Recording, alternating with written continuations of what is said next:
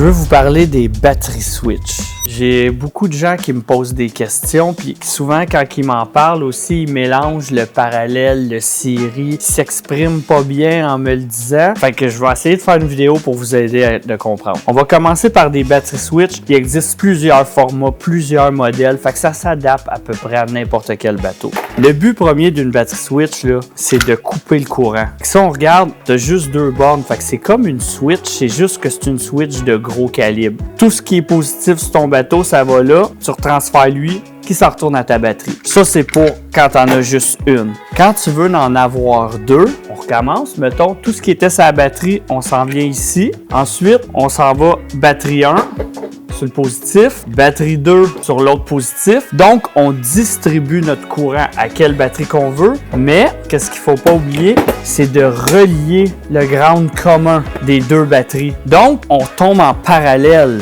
Fait que quand on fait un branchement de batterie switch, c'est un branchement parallèle. Il existe aussi des dual circuits qui appellent quand tu as deux moteurs. On aurait deux lignes séparées avec un emergency. L'emergency, c'est la même chose que si on arrivait avec des câbles à booster qu'on ferait plus, moins, qu'on est toujours en parallèle. C'est vraiment pour se donner une sécurité. Si tu as une batterie morte, à la place de toi aller sortir des câbles, tu tournes la switch sur emergency. Là, j'ai pas celle-là présentée présentement. Ensuite, quand on s'en va en série, c'est exemple pour un moteur électrique. Là, je vais y aller en 24 volts puisque j'ai deux batteries. Je mettrais mon négatif sur une batterie et mon positif sur l'autre. Donc, mon courant y arrive plus à moins. Là, je dois maintenant prendre moins à plus qui ressort à mon moteur. Fait que je viens d'additionner 12 plus 12 égale 24. Si je voulais m'en aller en 36 volts, je retasserais lui, je m'en reviendrais plus à moins, puis j'irais remettre mon ground sur la dernière. Fait que c'est des additions. Puis qu'est-ce qu'il faut pas oublier, c'est que tu es quand même capable d'aller chercher du 12 volts sur chacun